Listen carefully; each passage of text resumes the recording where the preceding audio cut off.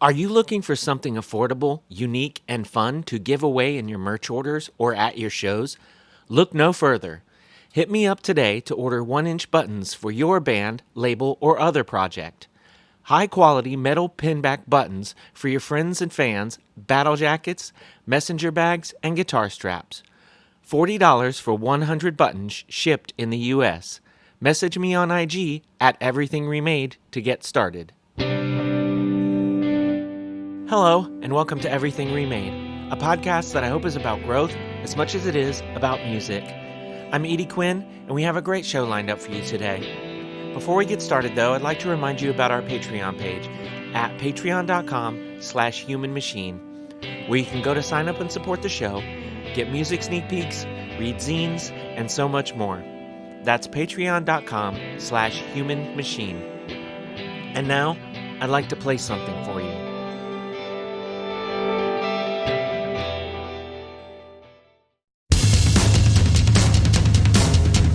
You're hearing Some Things Never Change by Serrate, featuring my pal Brandon Gaddis on vocals. The song comes from their new LP, Even the Wind Sounds Dead, which you can find on Bandcamp now.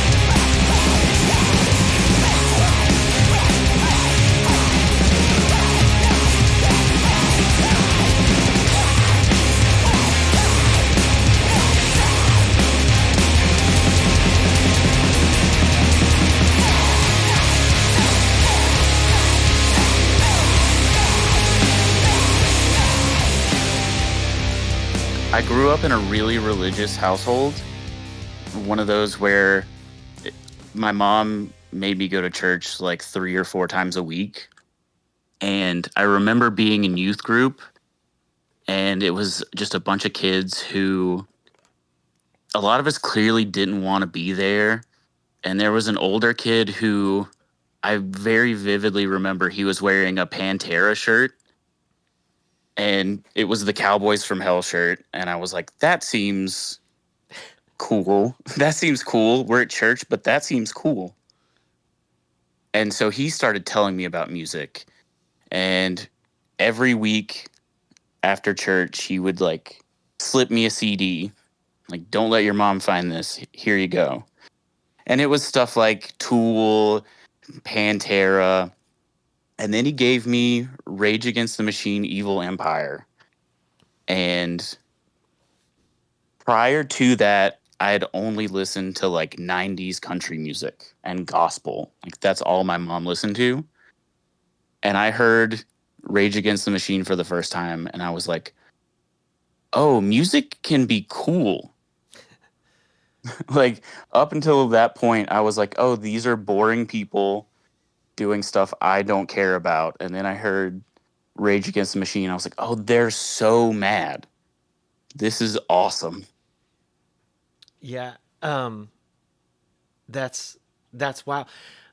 I don't know where to start with that. First of all, you were at youth group, but you were not in the band youth group, who is also from remotely in your area.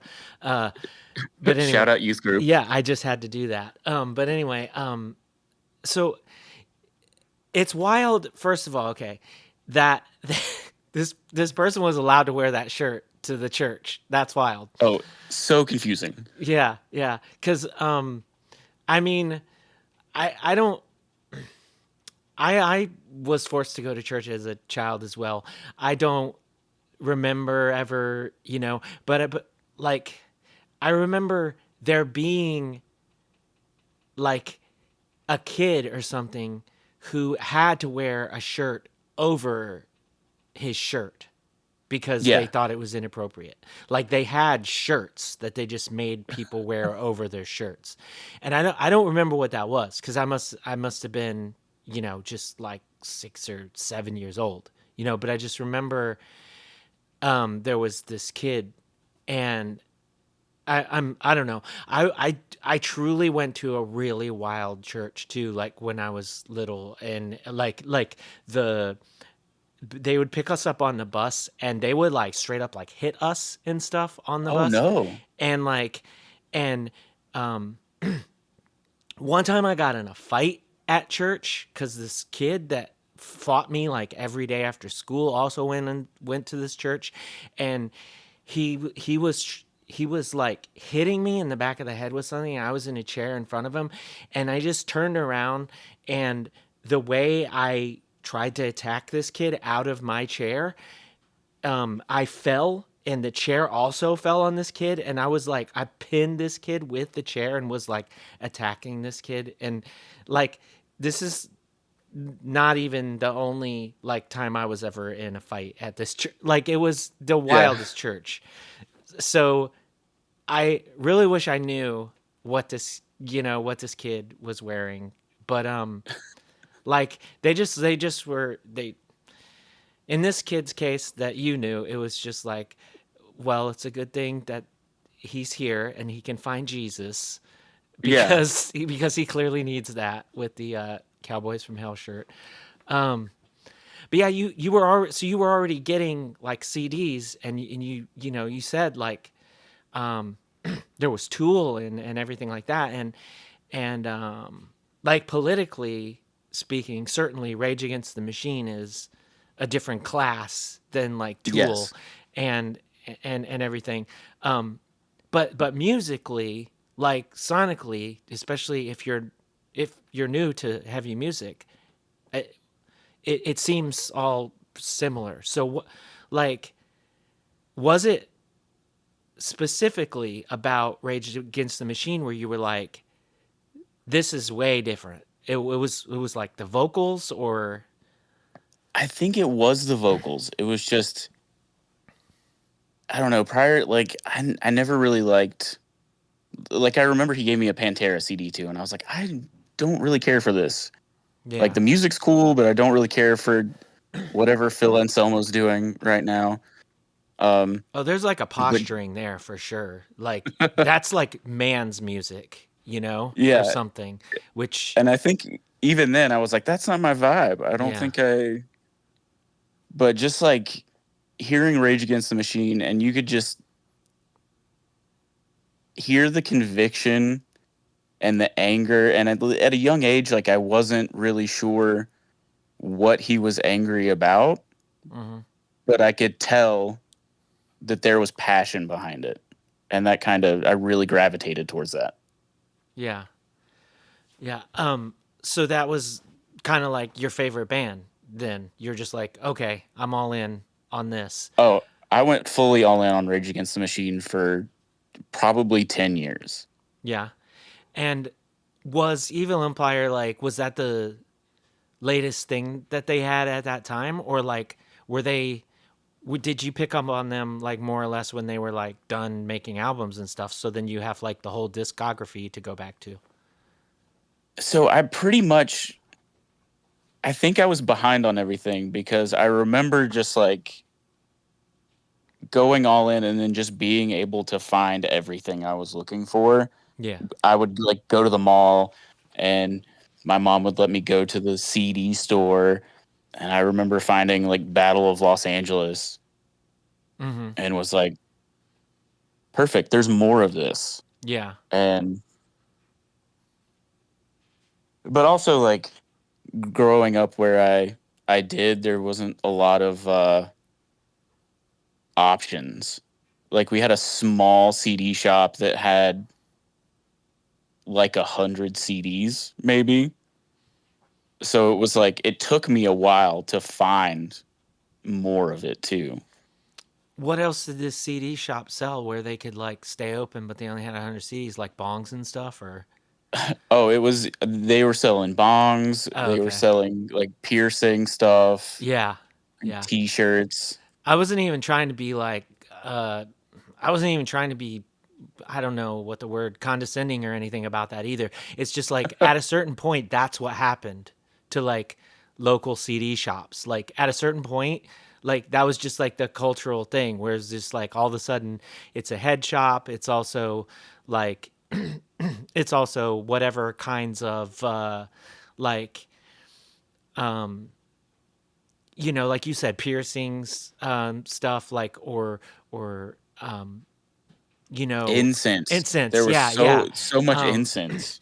I was like trying to think of like the right word. It's like apparel, but it's like a Yeah. specific kind of apparel. Like, if you've been in one, you know what I'm talking Oh about. It's yeah. like, Oh yeah. you know, yeah, it was the CD shop that I grew up going to where like, the guy would like I'd get an SST records tape or something in the mail, and I'd go in with the catalog, and I'd be like, how much of this can you get me, Hmm. and over the years it was, we saw the place transform from like a record shop into these various other things. And so, like when I say it was like a cultural phenomenon, it like really was. It was just like, you know, everybody's sort of like, well, we can't keep the doors open like just doing CDs or whatever anymore, Yeah.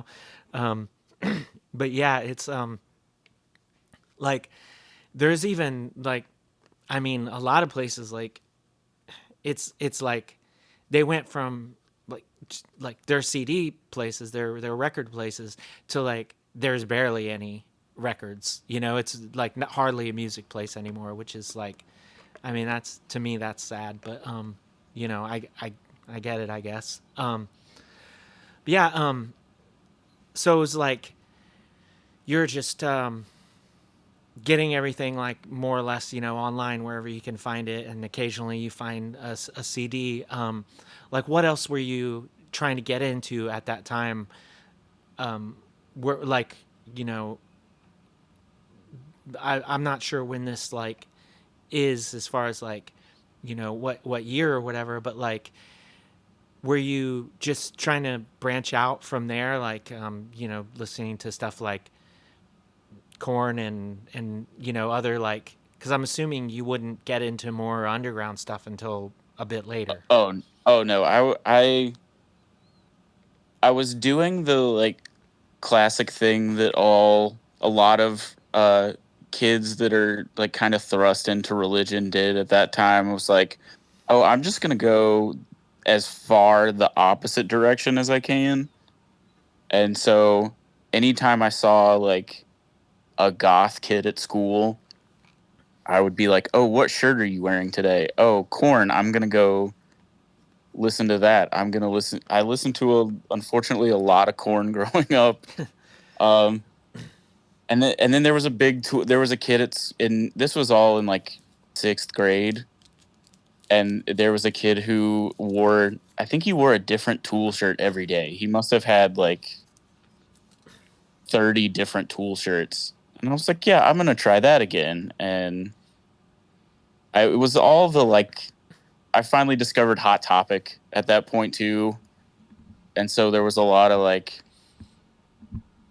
just picking whatever that seemed like the scariest, the thing that would like make my mom the most uncomfortable if she heard me listening to it. Yeah, it's it's wild how like Hot Topic is, I mean, they've really managed to stick around, and it's more or less like I was never like a big Hot Topic person, but just from casually going in like once every couple of years or whatever, it doesn't seem like it's that different of a store, like compared to what we were just talking about, you know? Like maybe there's less records now. I'm not even sure if I could say that, but like, yeah, it's wild. Like, I guess, just when that whole like, when Offspring, Green Day, all that stuff like blew up, and Hot Topic became a thing, and it just like, it never, it never went anywhere. And I don't know. I mean, like, that's that's really something. And I think like as much as we can be like, ooh, this place is kind of like tacky or whatever, it's I don't know.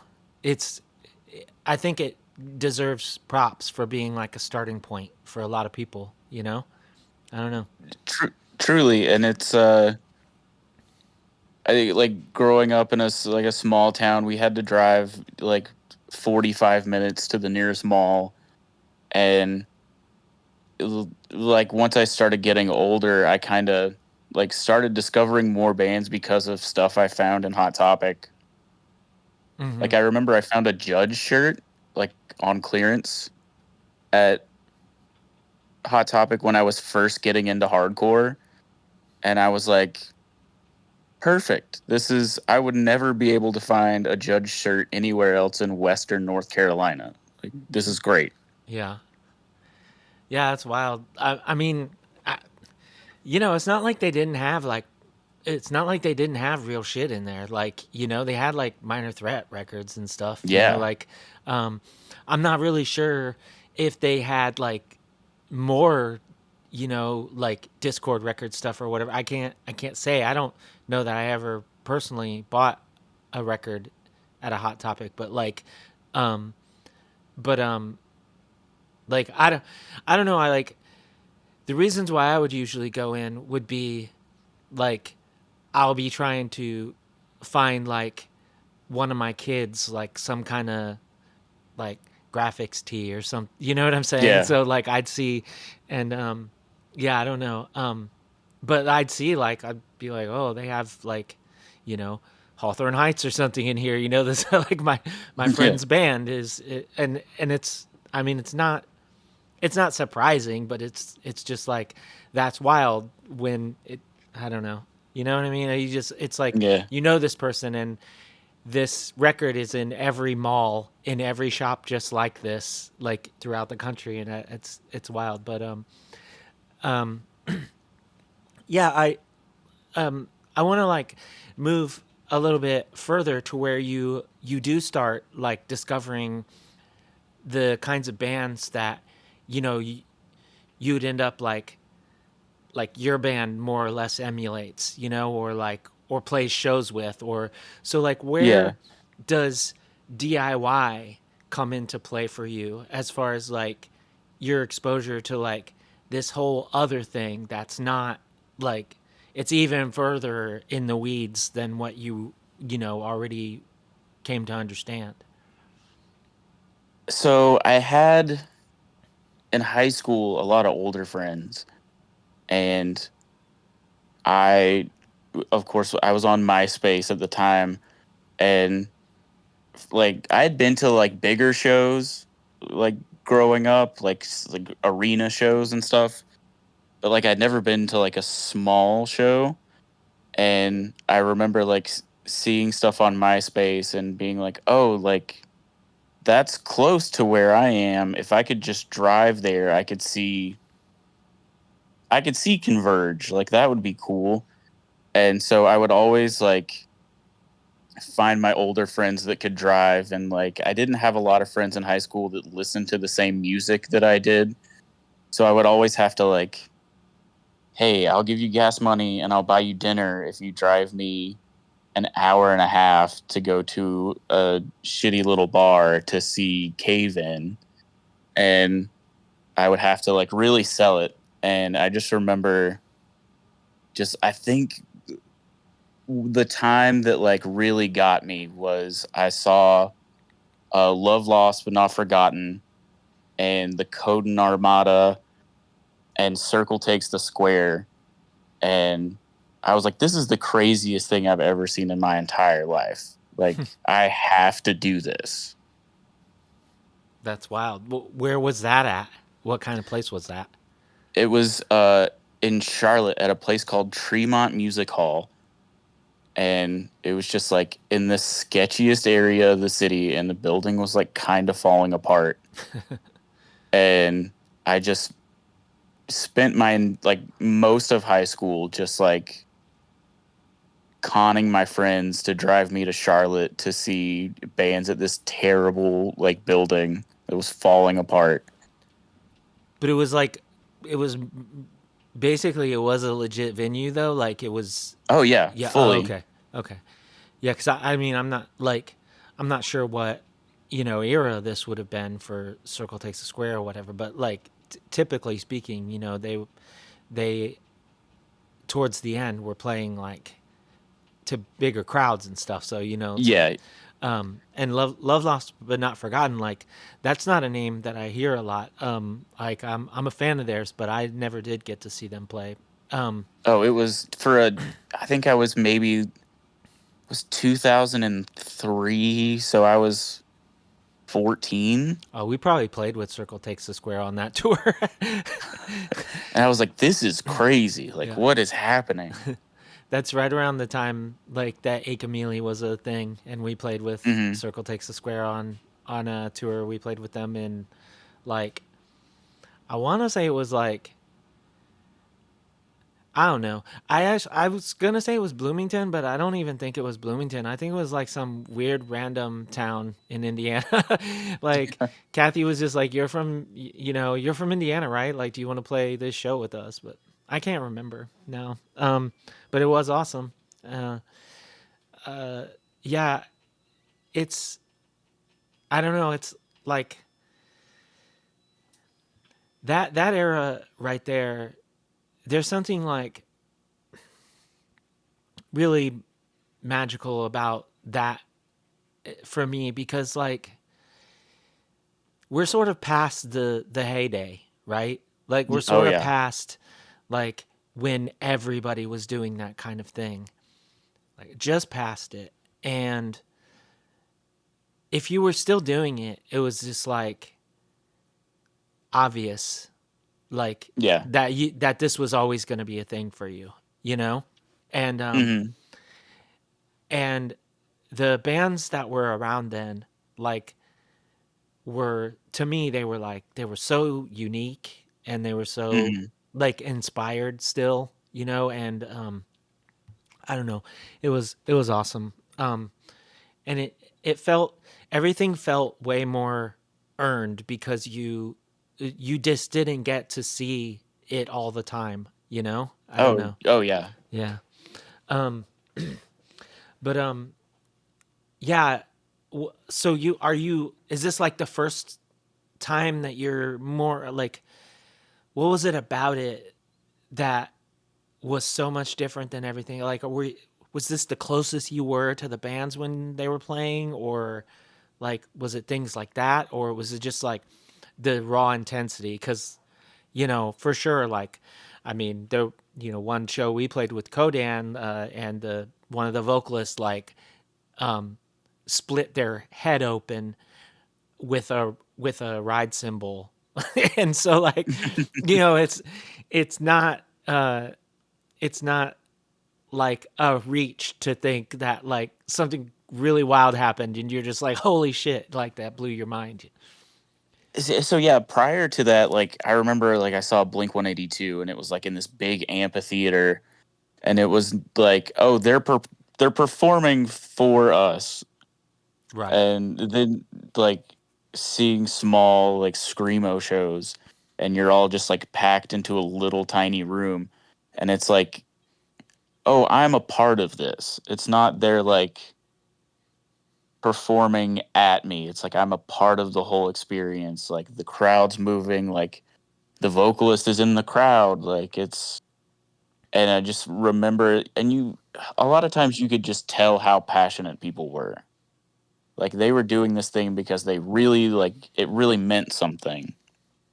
And I just really thought that was the coolest shit ever. Like seeing people be passionate about things they love is one of my favorite things in the world. Like yeah, like you really care about something. That's awesome. Like I want to learn more. Like so being in a room with other people who like really care about a thing, it just like made me feel great.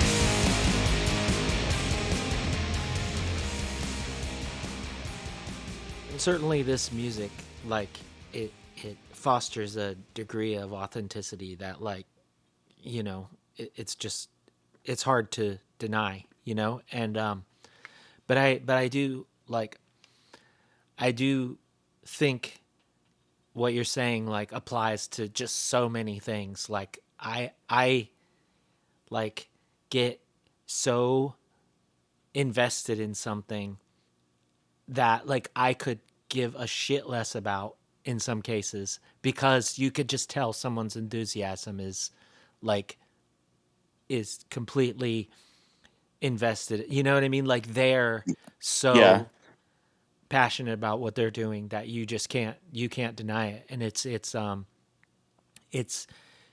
it's exciting, like, and it's inspiring to me in what, like, I don't even, it's like music is always inspiring to me, and that's like never going to change. But like it's wild how I will take so much inspiration from things that have nothing to do with music, and it'll apply Hmm. to music, you know. um I don't know. um so were you playing any kinds of instruments in school, or like um anything like that at these points where you start being like, sort of like that fire gets lit where this might be something that you're, you know, going to try to do yourself? So, I mean, I played trumpet in band in school, but that was the extent of my instrumental abilities. I remember like I got to high school and I had friends. Like I had a friend who played drums and I had a friend who played guitar, and they were like, "You should learn how to play bass." And I was like, "Perfect, that's great." And I remember like begging my mom, like I need a bass guitar. Like I have to learn how to play bass. So she bought me a bass, and I don't know what it is, but I for the life of me could not figure out how to play bass. And I was like, I tried for months and months, and I just like I didn't have it. And I like went to my friends and was like, "Sorry guys, I can't do this. I can't play an instrument." And then I've like one day was just like, "I can sing. Like let me sing." And I grew up like I did a lot of like children's choir stuff growing up. So they were like, "Oh yeah, well you actually can sing, so let's do that." So I kind of leaned into that really heavily. Yeah. um so as someone who sings, you have some kind of rhythm. Like you have to have some kind of rhythm. It's not the same kind of rhythm like for, you know, drums or bass or whatever. So what was it, you know, now that you've had some experience in playing music of your own, like what could you say that was giving you the biggest hard time with like bass? Was it like right hand, left hand? Was it like, you know, it's just too much of both things combined, or?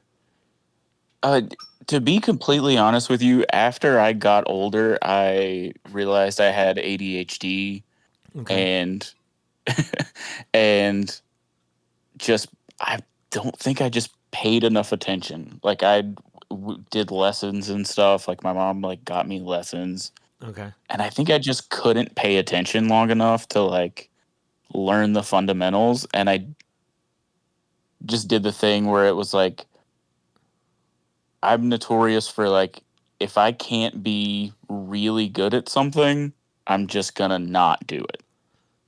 Yeah, that's a tough one sometimes. It's I don't know. It's kind of the, like, for an equivalent to me would be like the like the blank page thing, where it's like, you know, it's perfect until you start it, and then it's like, if this isn't perfect, everything sucks, and why did I even bother? Yeah. And like, yeah, if you, I don't I don't know what, the difference between, like,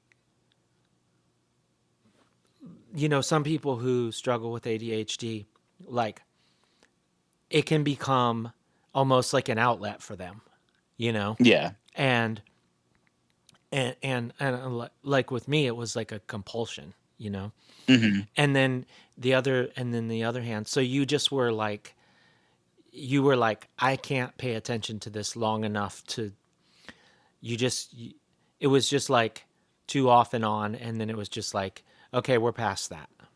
Yeah. Yeah, that's Yeah. I was fair. just I like, mean, like, I wish I had stuck with it. Like, I mean, now, like, being the kind of person that I realize that, like, I'm not going to be perfect at everything. So mhm. I shouldn't just give up immediately. Like, I probably could play bass now. Yeah, I mean, that's the only reason why why I was digging into this. Like, is just because, like, there's a, there's just there's a lot of, like, I don't know how to put it. There's a lot of ephemerality, right, to, like, being in a band. And, like, Hmm. and before you do it, like, you, all of the mysteries of how this stuff happens, like, they're mysteries, so it's like, even though you're like, oh, I can sing, I can do that, there's has to be, like, that part of you when you go to write your first set of lyrics where you're like, I don't know how to fucking do this, you know like, because Yeah. you've never done it, and then, and it's just like, you just go into a room, and your three friends are like, they pick up their pieces of wood, or in their they flip the electric on their, boxes with speakers in it, and the next thing, like, this sound is filling up the whole room, and, like, potentially, like, driving you crazy with, like, excitement and stuff, right?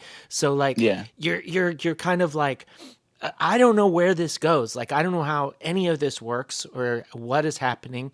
And you have to, like, settle into that in a degree. And then you have to, like, just sort it out. You have to, what's the next step that I do? Okay. Like, and for vocalists, a lot of times, like, for me, it would be like, you just start getting, like, the pattern in your head, or an occasional word, and, or the whole, like, oh, this song sounds like it should be about, like, you know like, fuck the police, or whatever, so Yeah. that you start there. And now that you're playing, like, music, and you're like, you're and it's not like, it's not the Ramones, it's complicated to a degree, so you're like, you're getting all of this about, like, what's happening and stuff. It's just like, yeah, it, it's interesting to, like, put it in that perspective, and like, when you're sometimes like, oh, I just, like, wasn't on, I wasn't getting this part of it. Yeah. But yeah, it's I think, like, you know this isn't even, like, advice to you, but just, like, in general, I think that anytime that anybody can learn anything about, like, the other instruments that they're not playing in a band is, like, beneficial to the band as a whole. Yeah. So, yeah, I mean, just, like, if you still got that bass, knock it around. Maybe it's fun. Like, um, maybe the next time there's a bass intro in one of the songs, it'll be one of yours. Who knows? Um, but yeah, I think you just got me hyped to play bass again. I don't. well, that'd be fantastic. That'd be fantastic. We can start a band. Perfect. But yeah, It's like, so you go over and you're like essentially start singing for this band. Yeah. Yeah, and what was that band like? So it was I was very much at the time into the Locust and just like weird fast. One of my friends had a synthesizer, so it was basically like we were trying to be the Locust but with breakdowns, like heavy breakdowns. It was super obnoxious. Um but I I don't know, it was just the most fun I had ever had up to that point, Mm-hmm. and I was like, "Oh, this is what I'm supposed to be doing. I'm gonna just start booking us on as many shows as possible." Is that a band that like left like recordings and stuff like that, or Probably somewhere in but the like but you're like, no, let's keep that on the down low, or yeah, okay, 100%. that's It's the fair. like I found a CD probably 10 years ago, and I was like, "Oh, I haven't even thought about this band in so long," and I put it on and was like, "Oh, yeah, that's why," That's why, because huh? Yeah. it's just absolutely terrible. We Most played so many shows, we played with a lot of cool bands, I had the most fun, but, like, it was a bunch of 17-year-olds just really just making racket. Yeah.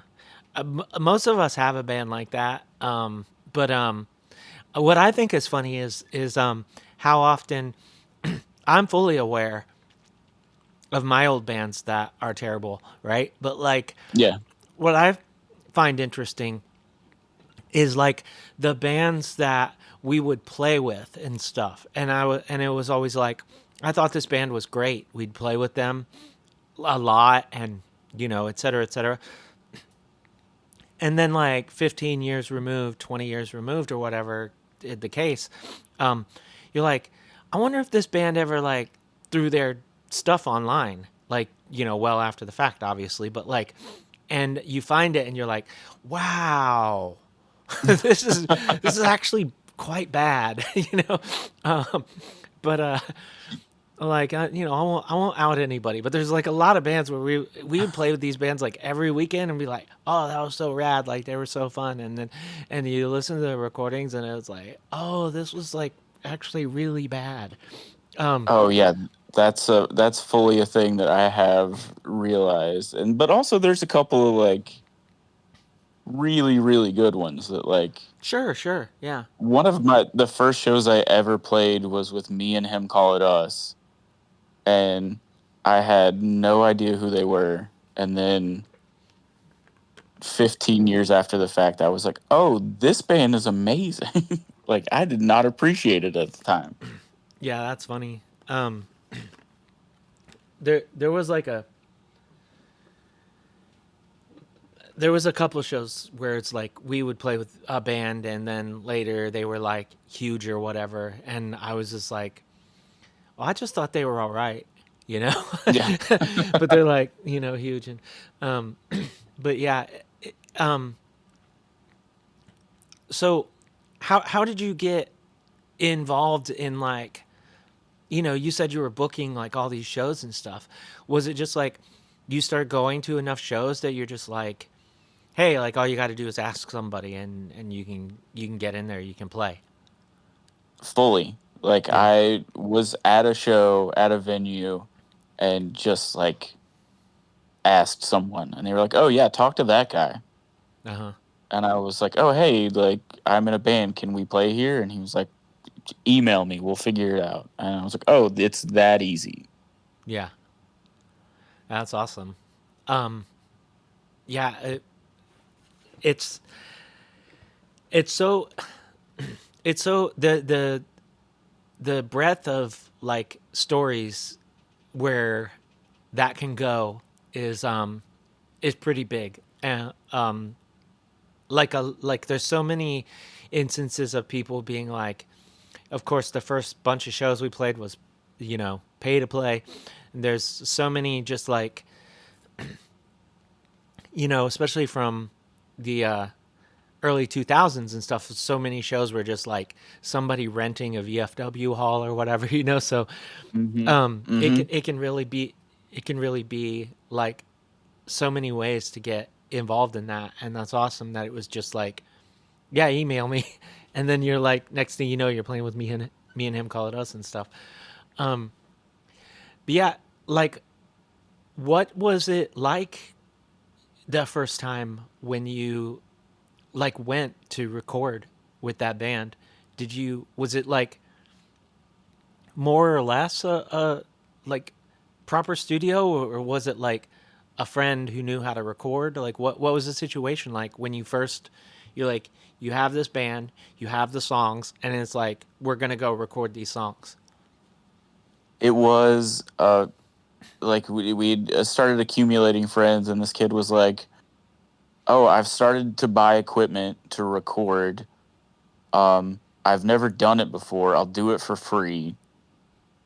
Do you?" And it was like in his basement, and just like the most bare bones setup ever. I think it was probably just like a MacBook and like three microphones, and it sounded terrible, but I thought that I was like, "Oh, I'm doing this. I'm a musician." And in like up until that point, it was just like the most. I had never even really thought about like recording music or like how intensive of a thing it was until then, and even then, it was like the worst setup ever. But I was like, "Oh, this is a lot. This is wild." Yeah, you can have this idea that like, you know, oh, that somebody for who's going to put out this record has to like set you up with that and pay for it, and like, you know, that got blown out of the water when like all of a sudden you can download Reaper or whatever, Yeah, like, yeah, but like, or the other thing was, it's just like before that it was like, oh, my friend has a 4 track, and you're like, yeah. fuck yeah, what was it like for you to, like, when you go there, and you sort of imply that this wasn't even like a consideration until that point, like, but you go there and you're talking about like 3 mics, so I'm assuming this is one of those things where you have to do the vocals like by yourself after the music. So Yeah, like, yeah, 100%. what was that like for you, like having just, this is the first time, and they're like, okay, you're going to have these headphones on, and they're probably shitty and not very loud because, the setup you're describing like would imply that this isn't, you know, like, what was that like for you to just be like sort of on the spot by yourself, but like you're doing the thing. So you're like, you're amped, but what else is going on? So I then and now still have the most recording anxiety. Mm. As soon as I put on headphones and am in front of a microphone and I'm starting to listen to a track, I like it makes my stomach hurt. It's Mm. so terrifying to me for some reason. And I just remember like, oh, I've like screamed these songs 1,000 times. I of my hand, but I'm gonna screw up somehow, or this is gonna sound terrible. Uh, I don't want anyone to look at me. Why are other people in the room? Yeah.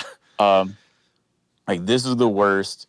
And then on top of that, hearing isolated vocal tracks, w- truly one of the worst things in the world. I think they should like that shouldn't exist. I shouldn't have to listen to that ever. Yeah, that is rough, especially in the beginning. Do you feel like, do you ever feel like, cuz I'm 20 plus years into this, and I'm there with you. Do you ever feel like it's just not going to come out? That's a thing for me. Oh yeah, Yeah. it's And sometimes you Like, go oh, and you're like, and you're just like, you go for the big yell, and it's just like a, "Ah," and you're like, oh, oh fuck, and you gotta like go and juice yourself up again. Like you gotta get back, you know. Yeah, I don't know. oh, yeah. It's the worst is when you let out a scream and it goes the wrong way, and you know it, and everyone else knows it, and there's just a quiet like, oh God, oh no, like, please, I hope this. I'm always worried that it's gonna stick. Like, oh, I'm just never gonna be able to like scream that way ever again. So I'm stuck here with this weird like yelp or something that I can't get rid of.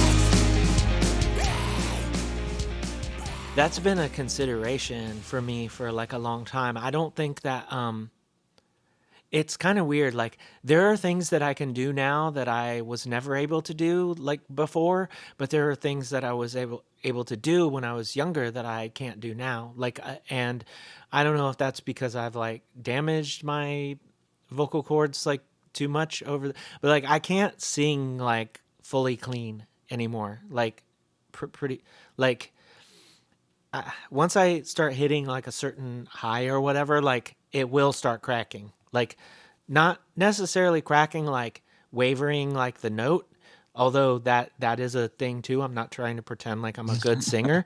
Like Yeah, but it will start cracking, like it'll start distorting. It just will because I'm too loud or whatever. yeah, Um and but there's things that I can do now that I could never do before, and so I'm always like but then I don't know. As I get older, I also am kind of like I don't know. I'm one of those people like I certainly never thought I was gonna make it this long, right? So yeah. like I'm always kind of like, you know what? I have like bags under my eyes, and like I know it's I don't even know if that's because I'm old or because I never fucking sleep, right? So like I'm just like, yeah, the last thing on my fucking mind would be like to have some kind of like surgery or something to get rid of the bags, like the Botox or whatever. That's the last thing on my mind because like to me it's I like I'm still here,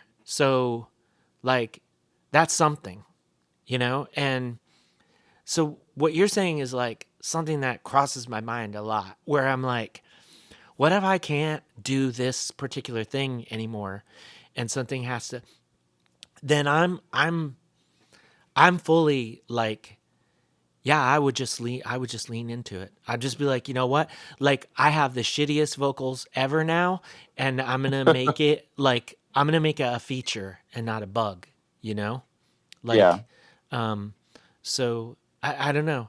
I'm actually like I plan on trying something later that I've never done, and I'm like, this is gonna be obnoxious, and it could rule or it could suck, and we'll find out. But yeah, I get you. But yeah, that's my big thing though, like what I mentioned, where it's like where you're like you you got the first 30 seconds of the song where you don't have to do anything, and you're like getting yourself amped up, and then your first line, and you're just like a hair late or something, and Yeah. Oh or yeah. it just doesn't come out fully, and you're like and you're Mm-hmm. like fuck, uh, and I don't know, like the thing for you is you're probably paying somebody to record you. So you don't have the option of like go and recenter yourself or whatever. And I try to also not give myself that option because if I did, I'm afraid I would never get back to it. So I always Yeah. try to just like, no, you go right back to it, and handle the situation however you need to handle it. But yeah, it's I don't know, that's a thing, and like it's it's it's wild because I only became a vocalist because I had conflicts with so many people that were vocalists, because like vocalists can have a tendency to be like they want to be the center of attention. They like Yes. they do have very high opinions of themselves, and so I'm really like, this is the first time I've had this kind of conversation with another vocalist, let alone like a standalone vocalist, where it's like, Yeah. yeah, I just sometimes don't know if this shit's gonna work or not, but I don't know, it's refreshing for sure.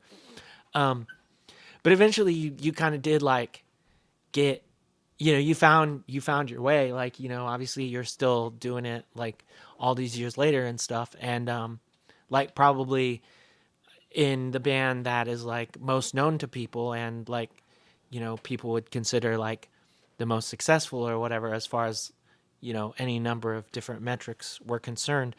How like how many like projects would you say you had been a part of like over the years before like the band you're in now? Um, things that were serious, quotes around serious. Sure. Um, one, prior to Serrate, I was in like a crust, like screamo band, stadium crust, if you will. Okay. Um, that was the first thing that I like took seriously after my first band.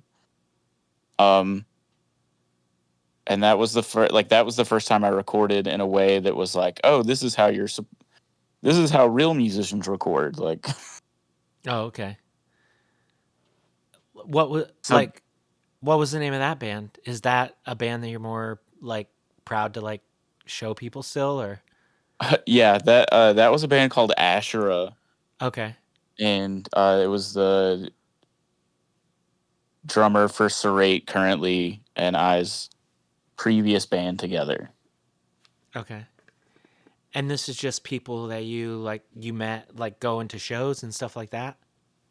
Oh yeah, it was just for, like I live currently in Asheville, but I grew up in a much smaller town outside of Asheville, and like I had some of my weird like punk friends that I grew up with in the small town, and they all moved to the city when we graduated high school, and I kind of reconnected with some of them to like start that band, and so it was just like people that I grew up with that had moved and like learned more about punk and hardcore and stuff. And then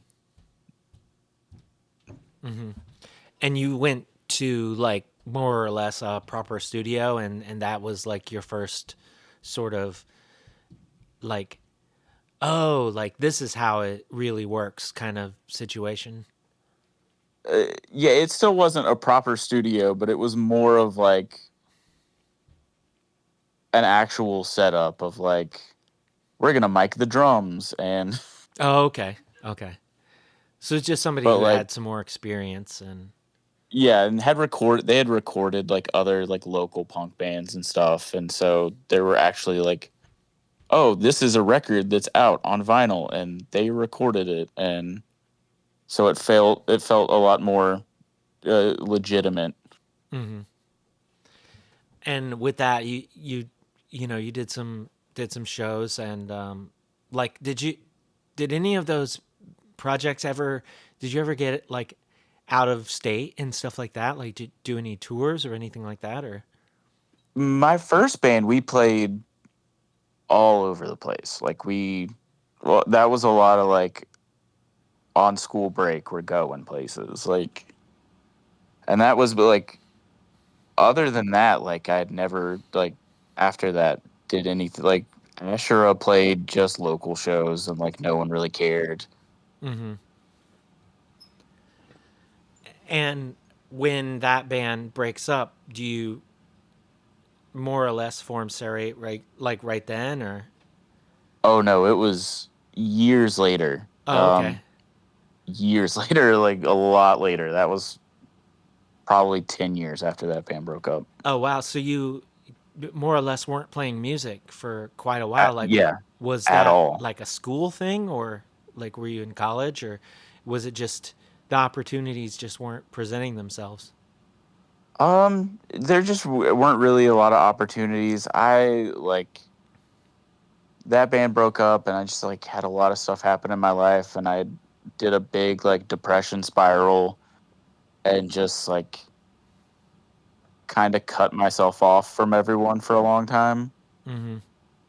And it wasn't until years later when I like got out of that that it was like I need to play music again. Like, I have to play music again because that was been the only thing that like brought me like a huge amount of joy in my life.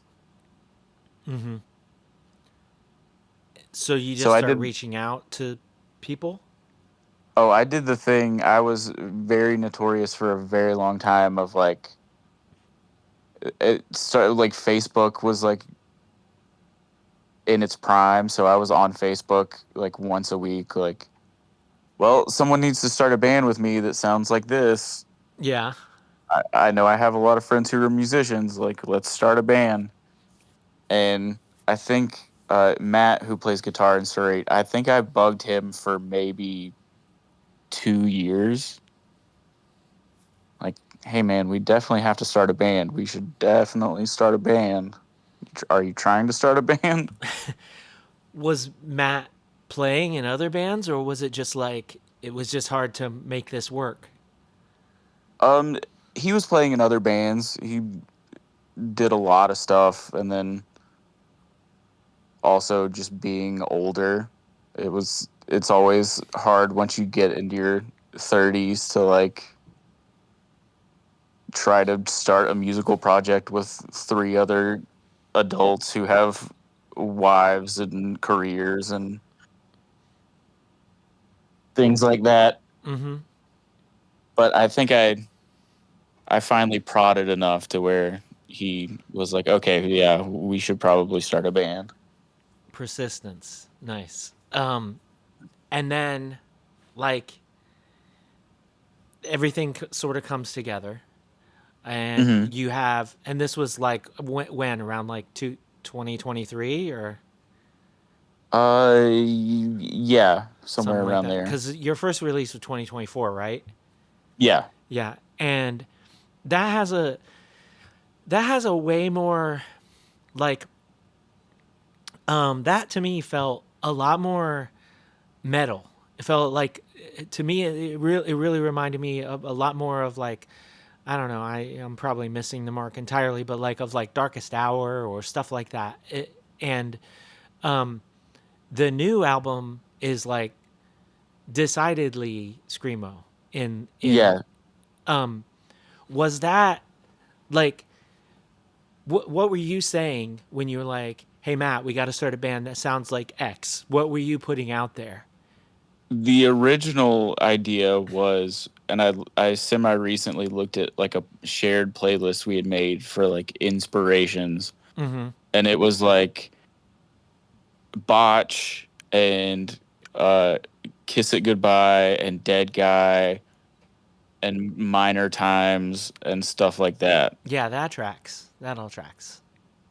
That was the original, and then we wrote that demo, and then immediately started writing songs that didn't sound like that at all.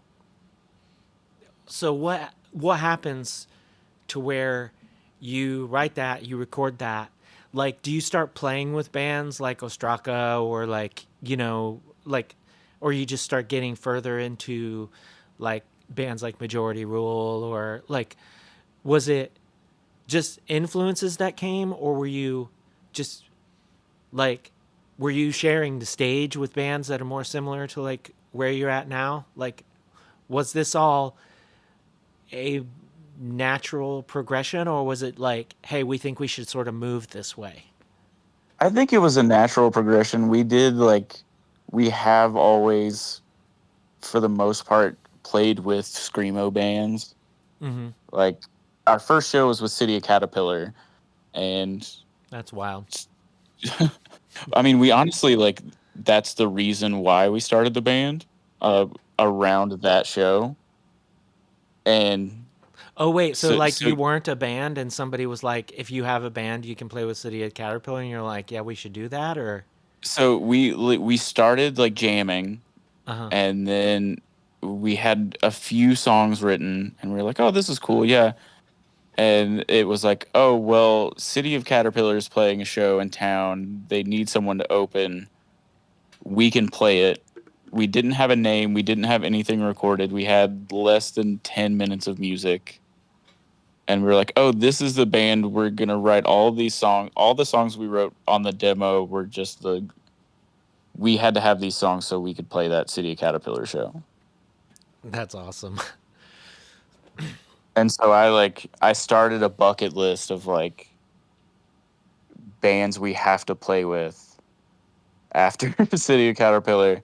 And so the natural progression of things, like we were playing with more screamo bands, and we all love screamo, and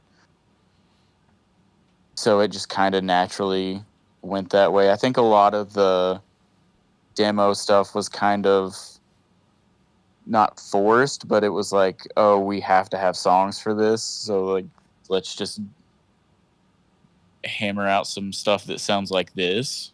Mm-hmm. Do you still play some of those songs? We play one of them, Okay. and actually there's one song on the new record that was supposed to be on the demo, but like we were talking about earlier, I was supposed to come in at a certain point, and when we were recording the demo, I couldn't hit it at all. I worked on it for so long, and I couldn't hit the part where I was supposed to come in. And finally, we ran out of time, and we were like, "All right, scrap it. We'll save that for another time." That's wild. Nobody just tried to be like, okay, we'll just move that over there, or like nobody tried to just like No, fudge no, it. it was a like we gotta get this done. Okay. We don't have any more time. Like Yeah. let's just scrap it. Yeah, I've had I've had people send me stuff where I'm mixing or whatever, and they're like, some of this isn't some of this isn't on time, and can you just kind of move it? And I'm like, I don't know I don't know where it's supposed, how am I supposed to know where it's supposed to be, you know? Yeah, I Like, think that was part of it yeah, too. It's just like you it's can't really describe like, oh, well, it actually you're off still. It's right actually a millisecond before that. yeah, it's I mean, it's it's different in other kinds of music, but when it's like, okay, one measure of this is like four bark screams, and Yeah. like one measure of this is two like long growls, like these could literally go any fucking where in this, you Yeah. know, like what do you mean it's not on time? Like, you want me to put it on this directly on the snare hit? I'm not sure, you know. um but yeah, it's, I don't know, that's fun too. And you know, sometimes like, sometimes you can have an accident like that where you're like, wait, that actually sounds more interesting when I just messed Hmm. up.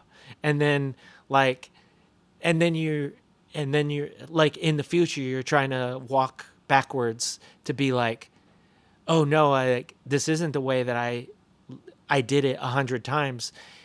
Now it's recorded in this way that is like counterintuitive but sounds more interesting. So I have to like, you know, either like just do it the way that I am most comfortable with, or like try to purposely put it in this wrong spot. Like if that makes sense. I don't know. It's There's like three things on the album that were just complete accidents that I I did a thing in a way that I didn't mean to do it, and it worked, and I was okay with it. It sounded cool, and then we play it live, and I just can never replicate it. yeah. So it's like it's gonna Yeah. be slightly different every time. Yeah. And luckily it's like, you're never like you're almost never in a case where someone's going to know the difference, you know? No one's ever gonna know. Yeah, only the No people one's in the ever gonna band. know. Yeah. And then like not even necessarily the other members of the band, just you. It's Yeah, cuz they're all it's always just me. yeah, they're deep into it. They're playing the guitar. They're into it. They're hitting the drums. They're sweating profusely. Nobody's going to notice this one thing, but it's like then you're like you're just like, "Oh, I did that like slightly off time. Let me try it."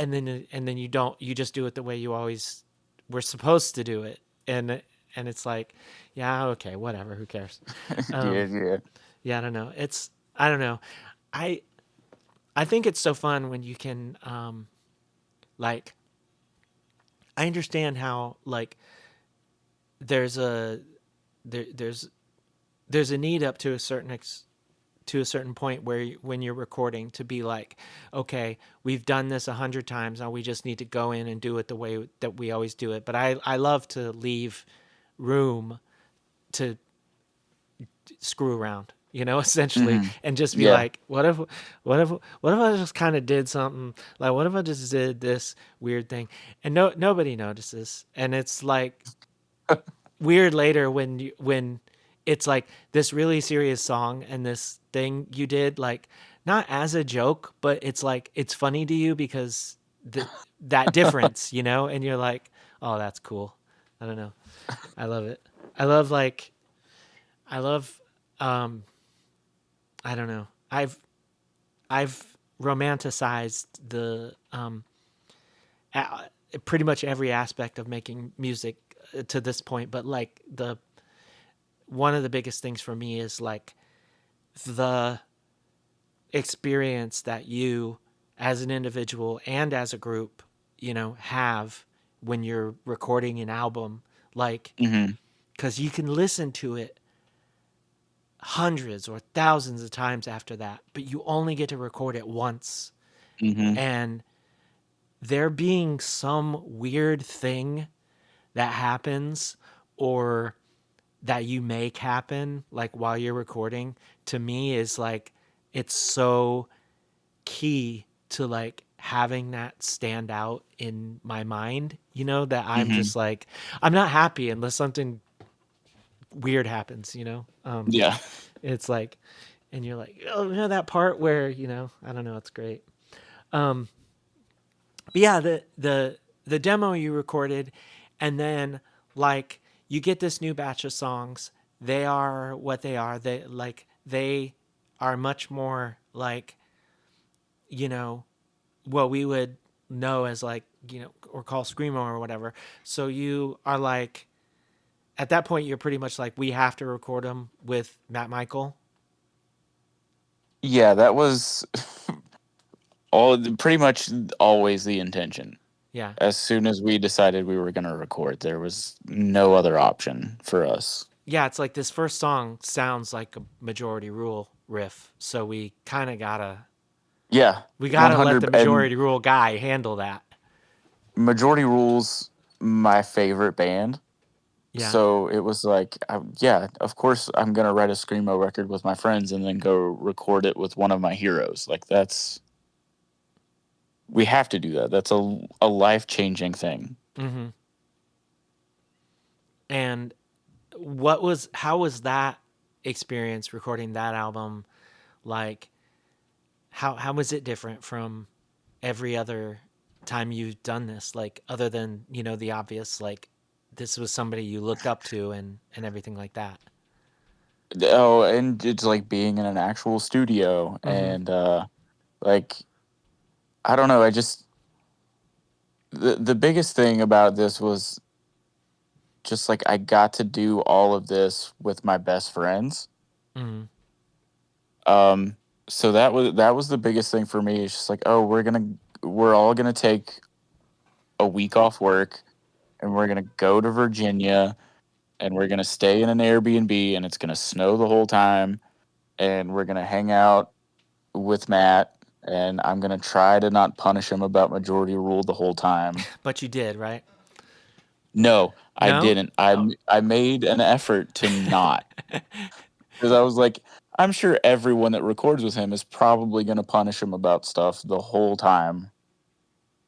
So I Yeah. specifically was like, no, I'm not gonna do it. I'm gonna be just a normal human being. Yeah. Well, kudos to you. That had to be difficult. When they were on my podcast, I was specifically like, okay, let's not go into, super nerd mode. But I was lucky enough to see Majority Rule a very long time ago in a basement in Fort Wayne, and we and Plague Walker played a show with them as well. So like, I got a little bit of my like, you know, fangirlness out Mhm. already before that. So um, that was lucky. But yeah, the album sounds amazing. And if there was any like if there was any reality that I could imagine right now with the way that like I write music, where I could imagine like going and recording somewhere else, like that'd be the first place that I wanted to do it as well. But like I just don't I personally don't like I just write music in such a way now that's not like nothing's ever finished until it's like time Yeah. to finish it, you know? Hmm. So it's like it unless somebody else was paying for it, I couldn't go there and do that. Yeah. Because like I'd be wasting too much time. And it's not I don't know. It's weird too because like I can record an album like really fast. Like Hmm. for not having all of it written when I sit down to record it. So in theory, I could still do that when with someone else recording it, but it would be like the dollar bills running over in my head of how much I'm paying Yeah. somebody. Like that would be the problem. I'd be like, "Oh god, like I couldn't function, with that." This is a $40 riff right here. Yeah, exactly. Like like okay, this part like this song has 5 parts to it and I only need to come up with one and it's only 20 seconds long. So what's the big deal? And then I'm like, this 20 seconds just cost me like $55, or whatever, Yeah. because I've been stewing it over for this long. And you're just, and then, and the longer it takes, like then you just start like losing your mind. Um, Hmm. it's like, one recording that I was a part of, and the other guitar player was just having such a hard time with this one song. And like, the longer it went along, like nobody was even being like, "This is costing us," Nobody was like giving him a hard time, but you could just tell like the longer it went, it was just like got worse and worse, and that's the way I would feel. It'd be like ah. Yeah. Um, but yeah, so y'all record the album. Um, were you already like in before you even recorded, were you already like talking to like ZBR and I forgot what other label helped with that. Were you already talking to the labels like, "Hey, we've got these songs, we're going to go record them here?" Or was it done and then you presented it and people were just like, "Oh shit, yeah, let's do this." Oh, it was fully finished. It was mixed. It was I think it was mastered too, and that's when we started sending it out, and we sent it to 3 labels. Um, the other label that like put it out with ZBR is a Bitter Melody, and they put out the demo, and it's ran by someone who like a lot of us have been friends with for a long time, and so he was just like, "Oh yeah, of course I'll help." Like, let me. But then we like sent it to 3 other labels, and ZBR was like, "Yes, would love to put this out." And there was a very short list of labels, and ZBR was at the top of the list. I was half expecting you to call me out there. Like we sent it to you, but you never emailed back or something. And and it's like, I people have no idea how like bad I have gotten at email the past like 2 or 3 years. It is. I used to be like, if a band sends me something, I am going to listen to it and I'm going to reply every single time. But lately, it's just like, I mean, I get like, I have at any point like somewhere around 10,000 emails in my Oh, that, I can't imagine. and I'm just like, I don't mean like, and I don't mean like all at once, of course. It's just like, Yeah. I'm just like, I just am seeing that number going up, and I used to be like, I respect the effort, I respect the hustle. I'm gonna listen. I'm gonna send it back, and then like, well, first of all, I don't have like my phone. Like I can't listen on my phone anymore. So that's like a big Hmm. thing because the way I usually listen to music is on Bandcamp on Hmm. this iPad that I have that I also draw on and stuff, and it's got like a proper like um analog headphone jack. It's got like Hmm. the what is it, the 1/8 inch like headphone input, and my phone does not have that. It's got the lightning jack, which is broken. I can't listen to music on my phone. And if someone's sending you a record, most of the time they're sending you like a link you have to download or something. So Hmm. it's like, oh, I'll check this out later when I can get to a computer and listen there. And then it's like there's four more since then, and I'm like, I can't do it anymore. And so I was like, as much as I hate SoundCloud, like I was an advocate for like bands like sending secret SoundCloud links and stuff, but Uh-huh. but then like SoundCloud, just like so many people had decided that like if you upload something, they can train their AI on it. So it's Yeah. like, and then there's like, I mean, like I first of all, obviously, I think that whole thing is bullshit, no matter what. But Mm-hmm. also, I'm like, I'm also like, to a degree, I'm like, it's a screamo song, so what? Like, what is this AI gonna like? You know what I mean? Yeah, Like, seriously. it's like, what's it gonna learn? Like what's gonna like? That's not even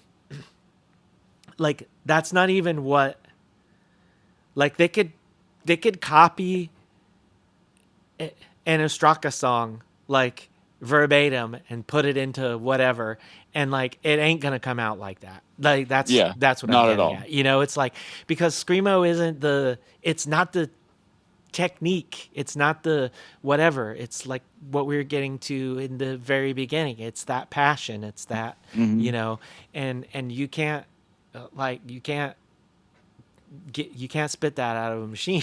Like No. um even even when people do it, you can tell, you're like, yeah, this isn't genuine. You know what I mean? Yeah. Like you can tell when it doesn't come across like from the same place. But yeah, I don't know. It's awesome that like, ZPR picked up on that like right away. It's an awesome record. Thank you. It, it's like really, it's really refreshing in this way that's like, I see where it came from, and I think it like